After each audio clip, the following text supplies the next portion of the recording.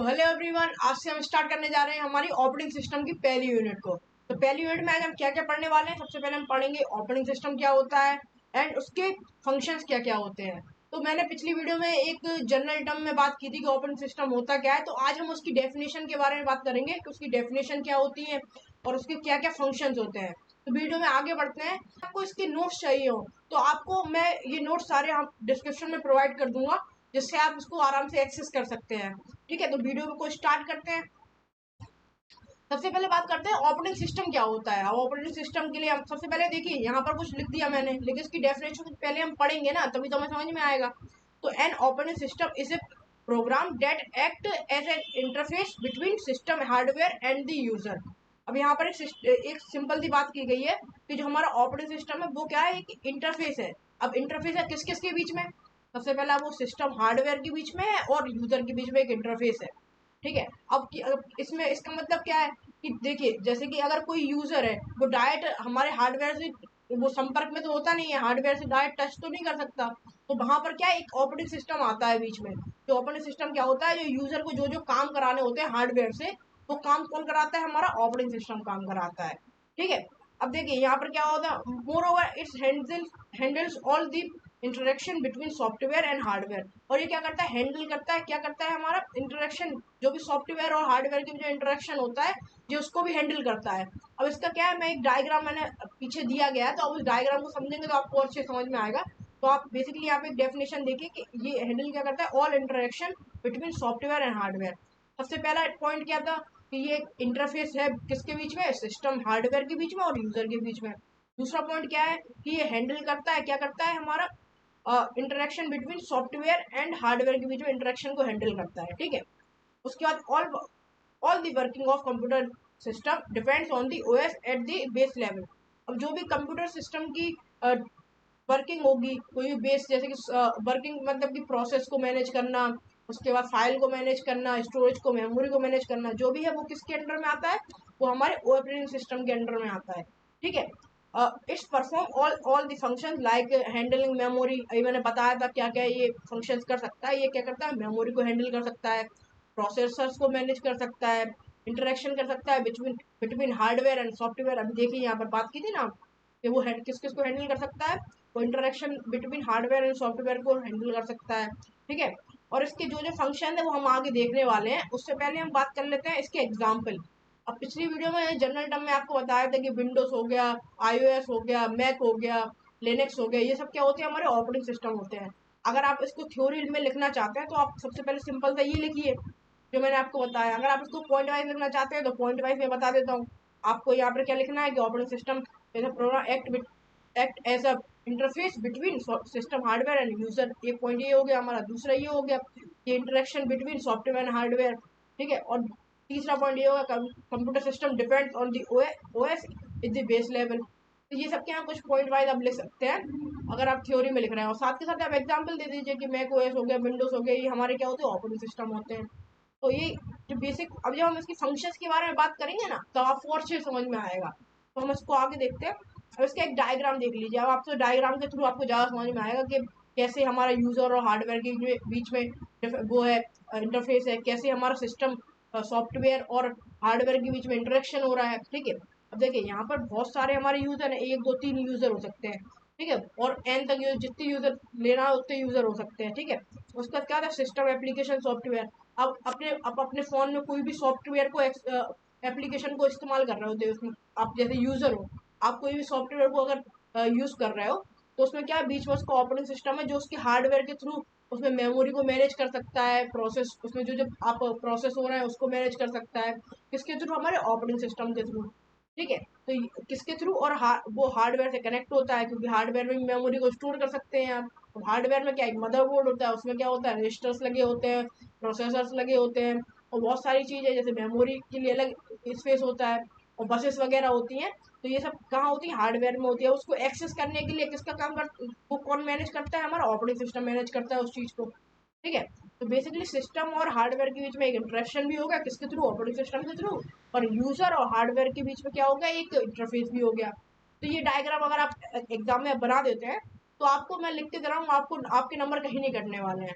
तो ये डायग्राम आप जरूर बनाइए, जिससे ज़्यादा हो सके आप डायग्राम का यूज़ करिए अपने पेपर में। इससे क्या होगा कि आपको मार्क्स वगैरह अच्छे मिलेंगे।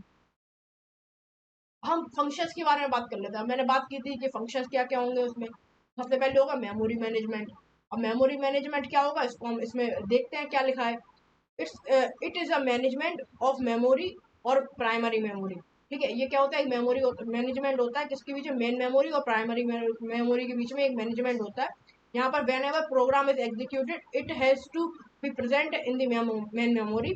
जब कोई प्रोग्राम हमारा क्या होता है, एग्जीक्यूट होता है, तो वो कहाँ होता है, हमारा मेन मेमोरी में प्रेजेंट होता है। Main memory is a quick storage area that may be access directly by the CPU. ये क्या होता है, एक क्विक स्टोरेज एरिया होता है जो कि डायरेक्ट किसके द्वारा एक्सेस होता है, सीपीयू के द्वारा एक्सेस होता है।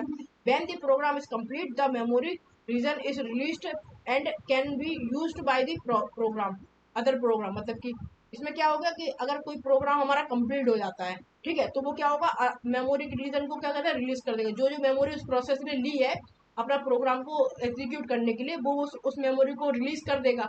ठीक है, और उस मेमोरी को जैसे रिलीज करेगा तो वो कहीं ना कहीं दूसरे प्रोसेस प्रोग्राम के लिए काम में आएगी, दूसरे प्रोसेस के लिए काम में आएगी। ठीक है, तो therefore there can be more than one program present in at time. ठीक है, अब क्या होगा, यहाँ पर बहुत सारे प्रोग्राम क्या एक साथ रन हो रहे होंगे। ठीक है, बहुत सारे प्रोग्राम एक साथ रन हो, उन्हें मेमोरी भी चाहिए होगी। अब मेमोरी किस किस को एलोकेट करें, has the requirement to manage the memory.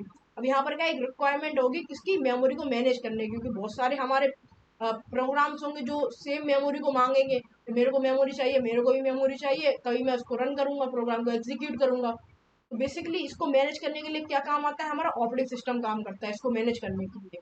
तो एक बेसिक कॉन्सेप्ट था कि पहले हमने बताया कि उसको क्या क्या दिक्कत है उसको, और उसको सॉल्व कौन करेगा, हमारा उसको उसको मैनेज करना पड़ेगा। मैनेज कौन करेगा, हमारा ऑपरेटिंग सिस्टम मैनेज करेगा। तो बेसिकली यही काम है। ये क्या करता है, मैनेजमेंट होता है मेन मेमोरी और प्राइमरी मेमोरी में एक मैनेजमेंट होता है। ठीक है, जैसे कोई एक प्रोग्राम है, अब उसने क्या है, उसने वो मेमोरी को एक्सेस कर लिया। ठीक है, तो वो जैसे ही उसने एक्सेस करा तो वो रिलीज कर देगा उस मेमोरी को, और दूसरा प्रोग्राम क्या है, उस मेमोरी को एक्सेस करेगा। ठीक है, अब ये जरूरी नहीं है कि वो एक प्रोग्राम हो, वहां पर बहुत सारे प्रोग्राम हो सकते हैं। ठीक है, तो अब इसमें इस चीज को मैंने ये क्या यहाँ पे थोड़ा ज्यादा ही कॉम्प्लिकेटेड हो गया, कॉम्प्लेक्स हो गया। ठीक है, तो इसको कहीं ना कहीं कुछ चीज किसी को मैनेज करना होगा, तो इसको कौन मैनेज करेगा, हमारा ऑपरेटिंग सिस्टम मैनेज करेगा। ठीक है, तो ये कुछ एक प्रॉब्लम हो गई जिसको सॉल्यूशन कौन कर रहा है, हमारा ऑपरेटिंग सिस्टम कर रहा है। बेसिकली यहाँ पर कुछ पॉइंट्स तो दिए गए, अगर आप ये पॉइंट्स का यूज करते हैं तो आपको एक अच्छे मार्क्स मिलेंगे एग्जाम में। जैसे कि देखिए, allocate and deallocate the memory, इसका यूज बता रहे हैं क्या क्या इसका ऑपरेटिंग सिस्टम का यूजेस हो सकते हैं मेमोरी को मैनेज करने के लिए। तो देखिए यहाँ पर क्या, पहले तो वो एलोकेट करेगा मेमोरी किसी प्रोग्राम को, डी एलोकेट करेगा। ठीक है, ये कुछ चीजें ऐसी हैं जो कि कॉमन होंगी हर हर उसमें मतलब कि हर मैनेजमेंट में कॉमन होने वाली है, जैसे कि एलोकेट एंड डी एलोकेट हो गया। ठीक है, ये क्या करेगा, keep a record which part of memory primary memory is used by the home and how much.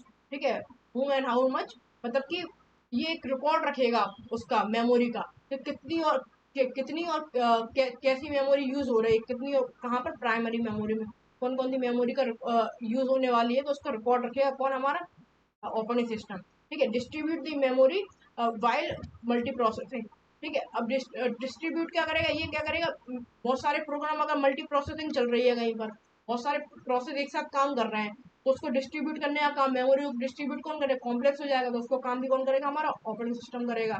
ठीक है, in multi programming the operating system select which process acquire memory when and how much memory they get. ठीक है, अब basically इसका मतलब समझिए, जब बहुत सारे मल्टी प्रोग्राम एक साथ काम कर रहे हैं, ठीक है, तो ये सिलेक्ट करेगा कि कौन से प्रोसेस को कितनी मेमोरी रिक्वायर है और कितनी मेमोरी चाहिए उसको, और कौन सी मतलब कि कौन सी मेमोरी उसको देनी है। ठीक है, तो ये कौन करेगा, हमारा ऑपरेटिंग सिस्टम हैंडल करेगा।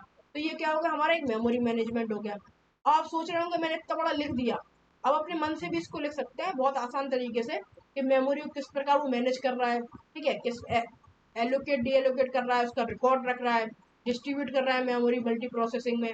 ठीक है, मल्टी प्रोग्रामिंग में जो जो मेमोरी रिक्वायर हो रही है उसको और कितनी मेमोरी रिक्वायर हो रही है उसको ऑपरेटिंग सिस्टम सिलेक्ट कर रहा है। ये सब चीजें आप खुद से भी लिख सकते हैं, लेकिन मैंने यहाँ पर लिख दिया तो आपके लिए बढ़िया हो गया। अब देखिए, प्रोसेस मैनेजमेंट, और इसको हम शेड्यूलिंग भी बोलते हैं। अब ये क्या होगा, एक शेड्यूलिंग क्या होगा, बेसिकली एक हमारा अलग कॉन्सेप्ट हो गया जब हम प्रोसेस पढ़ेंगे हमारी थर्ड यूनिट में। तो वहां पर शेड्यूलिंग के बारे में हम पूरा अच्छे से पढ़ेंगे कि शेड्यूलिंग होती क्या है, कौन सा प्रोग्राम कब आएगा, कौन सा प्रोसेस पहले पहले एग्जीक्यूट होगा, कौन सा बाद में होगा। तो पहले इसको थोड़ा इसकी डेफिनेशन को देख लेते हैं हम। Every software that runs on the computer whether in the background और in the front end is a processor management is an execute unit in which a program operates। ठीक है, बेसिकली क्या होगा कि यहाँ पर बैकग्राउंड में बहुत सारे हमारे प्रोग्राम रन हो रहे होंगे। ठीक है, ठीक है, इस और क्या कहते हैं, बहुत सारे प्रोसेस फ्रंट एंड में काम कर रहे होंगे, बैक और हमारे बैकग्राउंड में काम कर रहे होंगे। ठीक है, अब उस प्रोसेस को मैनेजमेंट करने के लिए, उसको एग्जीक्यूशन यूनिट को देने के लिए कुछ ना कुछ ऑपरेटर्स काम कर रहे होंगे वहां पर, जो कि उस प्रोसेस को एग्जीक्यूट कर रहेंगे। ठीक है, एग्जीक्यूशन यूनिट अलग होती है जो कि उसको प्रोग्राम को क्या एग्जीक्यूट करती है, प्रोसेस को एग्जीक्यूट करती है। The the operating system determines the status of the processor and process select A job and it's processor. मतलब कि वो क्या करेगा, डिटरमाइन करेगा कि उसका स्टेटस क्या है, मतलब कि कौन सा प्रोग्राम पहले आया, कौन सा प्रोसेस हमारा पहले आया, कौन सा प्रोग्राम हमारा पहले रन होना चाहिए, कौन सा हमारा बाद में रन होना चाहिए। तो उसके बारे में क्या है, उसको सिलेक्ट करेगा, उसे जॉब देगा। ठीक है, कौन कौन से उसको जॉब चाहिए, मतलब कि कौन कौन से उसको रिसोर्सेज चाहिए, तो वो सब एलोकेट कौन करेगा, हमारा ऑपरेटिंग सिस्टम करेगा। ठीक है, basically allocate the processor and deallocate the processors और after the process is complete. Basically क्या करेगा, वो पहले तो एलोकेट कर देगा प्रोसेसर को, इसको एलोकेट कर देगा, प्रोसेस को एलोकेट कर देगा प्रोसेसर की। मतलब कि जो प्रोसेसर क्या होता है, वो हमारा क्या कहता है, एग्जीक्यूशन यूनिट में होता है। ठीक है, प्रोसेस की, तो उस प्रोसेस को एग्जीक्यूट करने के लिए एग्जीक्यूशन यूनिट में प्रोसेसर काम करेगा। जो प्रोसेसर क्या होगा, पहले उसे एलोकेट करेगा, कौन ऑपरेटिंग सिस्टम एलोकेट करेगा, बाद में उसको क्या करेगा, डी एलोकेट करेगा। तो ये कुछ चीज हो गई। अब इसके हम पॉइंट्स वाइज समझ लेते हैं। बेसिकली यहाँ पर देखिए, सबसे पहले अभी हमने बात की थी ना कि वो एलोकेट एंड डी एलोकेट करेगा, किसको, प्रोसेसर को करेगा, प्रोसेसेस को। मतलब कोई प्रोसेसर को वो देगा, किसको देगा, हमारा एलोकेट करेगा और डी एलोकेट करेगा किसको, प्रोसेसेस को। ठीक है, बेसिकली ये काम है इसका। और ये रिकॉर्ड रखेगा सीपीयू स्टेटस को। अब देखिए यहाँ पर जो 2 पॉइंट हो गए, रिकॉर्ड रखने का, एलोकेट डी एलोकेट करने का, ये तो सेम है, ऐसे मेमोरी में भी था, इसमें भी था, बट यहाँ पर प्रोसेसर लग गया है, बस सिंपल सी बात है। ठीक है, अब इसको प्रोसेस को प्रोसेसर देने का, जैसे कि हम उसको एलोकेट करेंगे और डी एलोकेट करेंगे। अब ये भी एक क्या कॉम्प्लेक्स हो गया, तो इसके लिए कुछ शेड्यूलिंग काम करेंगे। तो देखिए यहाँ पर कुछ शेड्यूलिंग क्राइटेरिया एल्गोरिदम होंगी, जो सर्टेन एल्गोरिदम होंगी ना हमारी, वो क्या करेंगे, हमारे सीपीयू शेड्यूलिंग के नाम से जानी जाएंगी, जिसको क्या कहते हैं, फर्स्ट कम फर्स्ट सर्व। ये हमारी एक शेड्यूलिंग एल्गोरिदम हो गई, जिसमें क्या होता है कि पहले जो प्रोग्राम आया वही पहले, उसको पहले प्रोसेसर मिलेगा, और वो हमारे जो प्रोसेस पहले आया उसको पहले प्रोसेसर मिलेगा, और बाद में वो उसको एग्जीक्यूट करेगा हाल के हाल। ठीक है, शॉर्टेस्ट जॉब फर्स्ट, जिसका जिसका जॉब मतलब कि जिसका जॉब शॉर्टेस्ट होगा वो उसको पहले एग्जीक्यूट करेगा। उसी राउंड रॉबिन हो गया हमारा, प्रायोरिटी बेस्ड हो गया। और प्रायोरिटी, जिसकी प्रायोरिटी ज्यादा होगी वो पहले हमारा एग्जीक्यूट हो जाएगा प्रोसेस। ठीक है, उसको पहले हमारा प्रोसेसर मिल जाएगा। तो ये कुछ शेड्यूलिंग होती है, इसको हम थर्ड यूनिट में बहुत अच्छे से पढ़ेंगे। वहां पर हमारे प्रोसेस के बारे में पढ़ेंगे, प्रोसेस क्या होता है, प्रोसेसर क्या होता है, और कौन कौन सी शेड्यूलिंग होती है, इन सब चीजों को हम हमारी थर्ड यूनिट में अच्छे से पढ़ेंगे। तो यहाँ पर हमने 2 चीजें पढ़ ली, पहला हमने मेमोरी मैनेजमेंट पढ़ लिया, दूसरा हमने प्रोसेस मैनेजमेंट पढ़ लिया। ये हमारे 2 फंक्शन हो गए। उसके बाद हम तीसरा फंक्शन देखते हैं, डिवाइस मैनेजमेंट। अब डिवाइस मैनेजमेंट क्या होगा, N operating system regulate device connecting with drivers using drivers. अब यहाँ पर क्या कुछ ड्राइवर्स मिलेंगे यहाँ पर डिवाइस को, जो कि क्या उसे उसे रेगुलेट करेंगे। ठीक है, इन द प्रोसेस में require devices for their use. ठीक है, ये क्या करेगा, प्रोसेस को जो प्रोसेस को देगा जब जब उन्हें यूज में उस डिवाइस को यूज में लेना होगा। ठीक है, प्रोसेसर्स को क्या देगा, जब जब उसको डिवाइस को उन्हें यूज में लेना होगा वो अपने आप उसको दे देगा। ठीक है, कौन देगा, हमारा ऑपरेटिंग सिस्टम डिवाइस देगा। जो भी डिवाइस उसको प्रोसेस को रिक्वायर होगा वो उस समय उसे दे देगा। तो यहाँ पर क्या होगा, कनेक्शन ड्राइवर्स के थ्रू। ठीक है, तो यहाँ पर क्या होगा, इस मैनेजमेंट को कौन डन करता है, हमारा ओएस डन करता है। ठीक है, अब देखिए यहाँ पर बेसिकली कुछ पॉइंट होगा, allocate and deallocate devices to different processes. अब जो जो उसको प्रोसेस को हमें डिवाइस देना है और उससे वापस लेना है, तो वो सब काम कौन करेगा, हमारा ऑपरेटिंग सिस्टम करेगा। अब यहाँ पर डी एलोकेट और रिकॉर्ड रखना, तो हमारा मेमोरी मैनेजमेंट में भी था, उसका प्रोसेस मैनेजमेंट में भी था। तो ये सब तो दो पॉइंट्स हमारे सेम हो गए। उसके बाद decide which process can use which device for how much time. अब देखिए ये तीसरा पॉइंट भी हमारा सेम हो गया, कौन सा प्रोसेस किस डिवाइस को पहले मतलब कि कितने टाइम के लिए एक्सेस करेगा, तो उसका रिकॉर्ड कौन रखेगा, हमारा वो भी हमारा ऑपरेटिंग सिस्टम रखेगा। तो ये क्या हो गया, हमारा डिवाइस को मैनेजमेंट हो गया।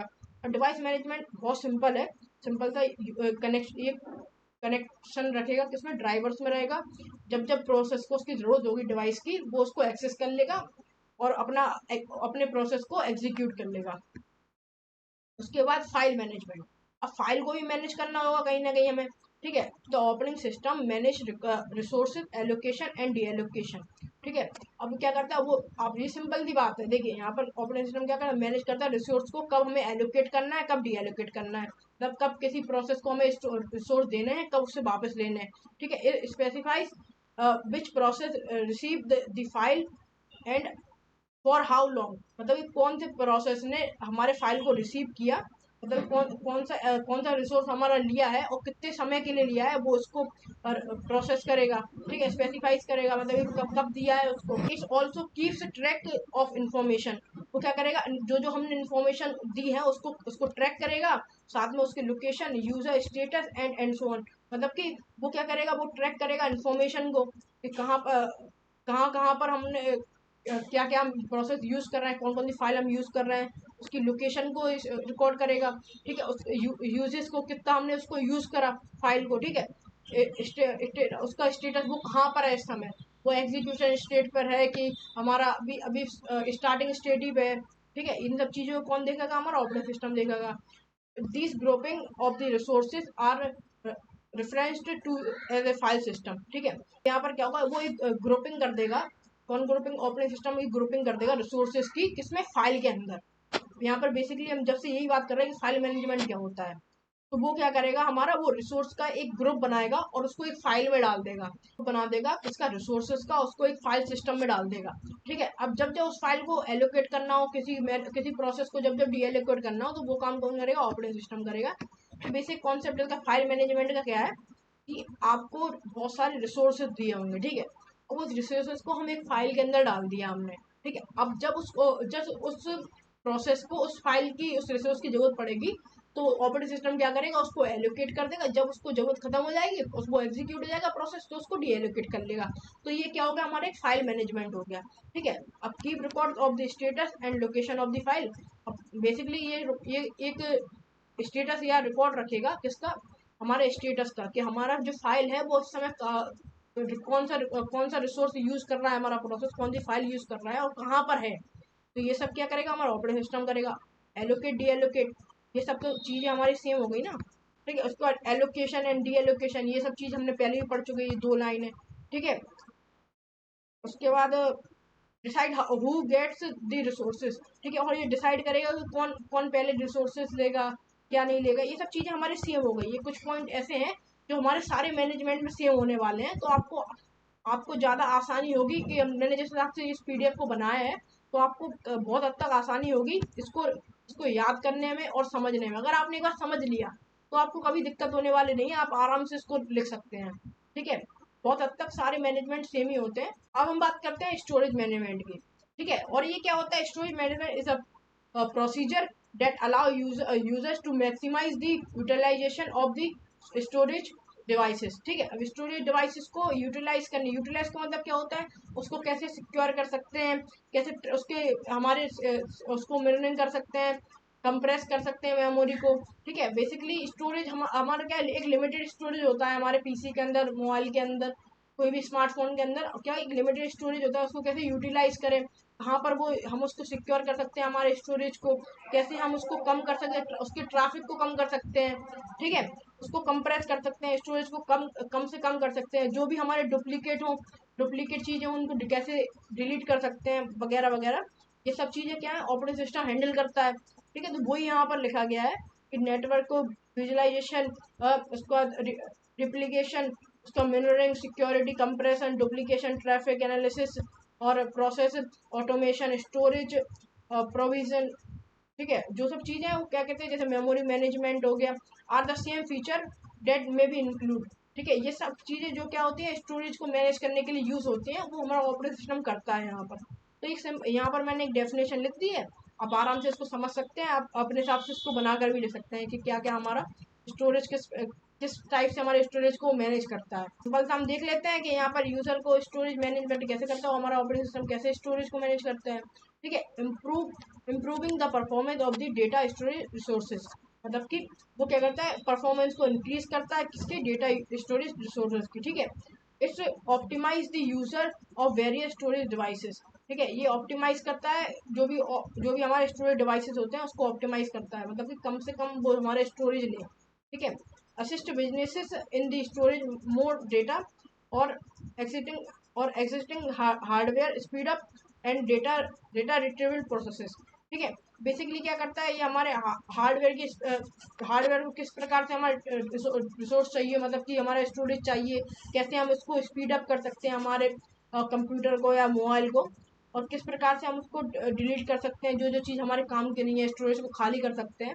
तो ये सब काम हमें ऑपरेटिंग सिस्टम थोड़ा बहुत करके देता है।